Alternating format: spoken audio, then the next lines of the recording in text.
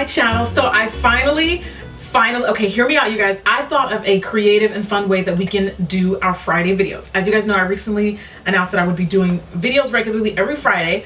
So I thought of Fix It Fridays. You know how they say fix it Jesus, or just fix it Lord? Like literally, I will take common makeup mistakes, common makeup questions that you guys have, and on Fridays I will show you how to fix them. So my most recent video, actually not my most recent, but a couple weeks ago, I showed you guys how to minimize large pores, and that was like probably one of the most recently asked questions that had just been popping up everywhere from you guys. So I covered that topic in the video, did really well, and it seemed to be really helpful. Today we're going to talk about concealer creasing. This is probably the second thing that I get asked the most of, and I guess it just never really crosses my mind because I show you guys my technique in all of my videos, but in today's video I want to show you guys a broken down, more in-depth version of why I do what I do, because I have this method down packed, y'all. Concealer creasing, it's just not a guest in my home, and it doesn't happen. So I'm going to show you guys my tips, and I'm also going to be talking about the concealers that I would recommend that will help minimize that problem if you were having that issue. First of all, a lot of people, when referencing under eye creasing, they recommend using an eye cream or a primer. Now I agree with that to a certain extent. I feel like the more creamier an eye cream is, it literally just does exactly what you don't want it to do. I feel like it just mixes in with the product. If you're going to use an eye cream, I would advise putting that eye cream on maybe 10 to 15 minutes prior to you doing your makeup. Let it settle into the skin. Let it do its job. If anything, I would probably recommend a primer over an eye cream, because the primer is what's going to help fill in those gaps and set into the skin, versus a moisturizer is sometimes they don't always penetrate the skin and they just kind of coat the skin. And I really feel like when it does that and it mixes into the concealer, it just becomes, you know, all the movement involved, it just works against you. Less is more. The same thing applies with your eye creams, the same thing applies with your primer, and the same thing applies with your concealers. The less product that you use, the less likely there is going to be any movement or slipperiness or slickness in those products. Less is more. I would recommend building the concealer up to the type of coverage that you want, or just really starting with a light hand and working your way up. Try not to slather too much product on, because the more product that you add, the more likely it is going to move around in that other eye. That under eye is very delicate. It's one of the most delicate parts of the face. So anything that you put on top of it, I mean, it's just gonna move. It's just gonna happen. So for those of you guys that have an issue with dark circles, to where if you just use the concealer on its own, it just doesn't work, and you have to color correct. If you don't know what color correction is, it's basically just kind of working with the color wheel, working with the opposite shade of whatever color your dark circles are, and correcting that area first, then you conceal. I would still recommend, if you absolutely have to color correct under your concealer, again, less is more. The less product that you use, the less likely it is going to move around and be slippery, and it's less likely to crease. So if you insist on color correcting, which is highly advisable if you have deep dark circles, then I would advise using as little product as you can. If you don't have to color correct,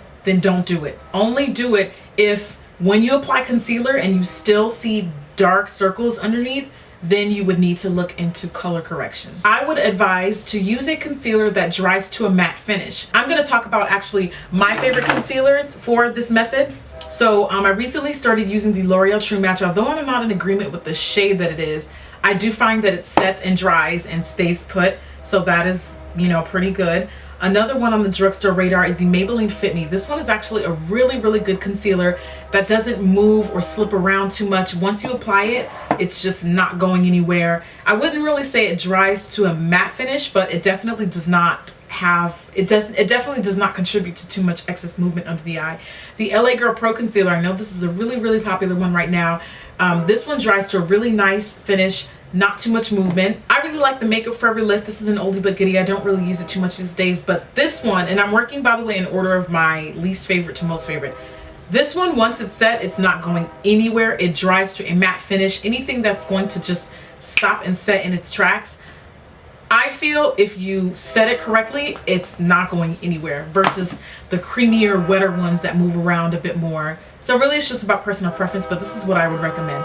The MAC Pro Longwear was one that I hated hated for a long time, only because I did not know how to apply it correctly. But once that stuff is set, it's not going anywhere, and it is a beautiful, beautiful concealer. And then my most favorite of them all has to be the NARS Creamy Radiant. I think you guys probably saw this coming because I've been using this one a lot lately, but it really is true to the name. It's extremely creamy, sets, doesn't move, and just gorgeous. So now that we've talked about what my favorite concealers are and some other tips on how you can decrease that creasing under the eyes, I'm gonna now show you how I apply my concealer to get the best crease-free application. You guys will not regret this. Now watch me put in work. So as you can see, I already have my foundation applied all over my face. If you use a powder foundation, typically you want to conceal first. If you use liquid, you want to conceal on top of the foundation. Today, I'm going to be using this one from NARS. This is the, why am I acting like I don't know the name? This is the Radiant Creamy Concealer. Also notice it doesn't really, as you can kind of see, there is no foundation or product underneath the eye. I usually leave that bare because, as I mentioned earlier, less is really more. So I typically don't do the whole eye cream thing. If I do it in the morning before my foundation application. So I'm just gonna go straight in.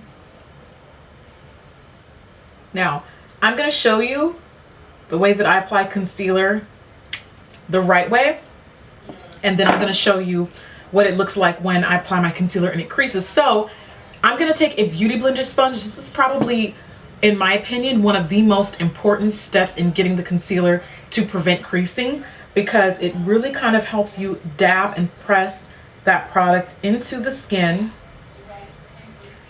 versus when you use a brush, it just doesn't really work into those nooks and crannies the way that it really should. That under eye area is just so small, and you really just can't work it in the way that you would want to when you're using a brush. So just press, press, press, press, press until you get the desired coverage. Feel free to re-dampen your brush. You don't want it to be soaking wet, but you definitely want it to be damp to touch.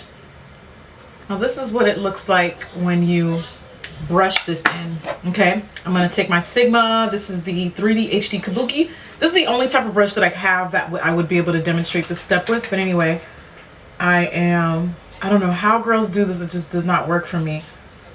I mean, I think it looks okay, but it just doesn't really let you get in and apply product. To me, it just doesn't look as blended, first of all. Okay, I don't know if you can see what I see. So the next step, as soon, and I mean, I'm not exaggerating, ladies, this step cannot be missed. Okay, this is very important. As soon as you lay that bad boy onto your eyes, you have to set it with the powder, and I mean immediately after. Immediately after. By the way, when you're applying concealer, I would recommend that you start from the bottom up, okay? This area right here, the area that creases, should be the last part that you blend. Otherwise, if you work from the top down, this part will already start to crease and like settle into your fine line. So immediately take a powder. I'm going to use my Sacha Buttercup, my usual favorite, and I do have a coupon code on it, so I will leave it down below. It's valid for a year. So, okay, very important step. I've been showing you guys other steps. I'm going to do one more quick run through. Press that in again. This concealer will not move if your brush is not damp. I repeat, especially if it's a NARS Radiant Cream Concealer, especially if it's a MAC Pro Longwear, where once that product is set, it's not moving. The only way to get that product malleable and moving again is to dampen your concealer brush. So if it's, to dampen your sponge. So if it's already settling in those lines and you just start taking your, spare yourself the heartache. Take your damp brush, press it again, one more quick run through, and then immediately after, press in your translucent powder, okay?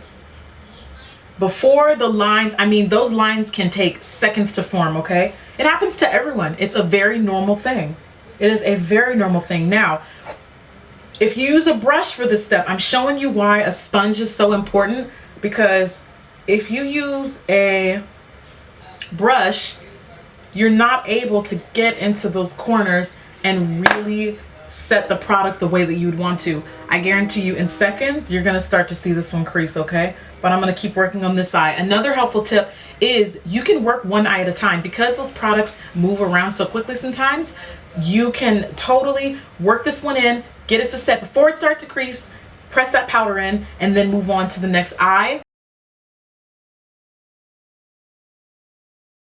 After this video, I don't even want concealer creasing to ever come up, because you can say I didn't tell you, girl. So anyway, I hope that you guys found this video helpful. Please let me know if you did in the comments below.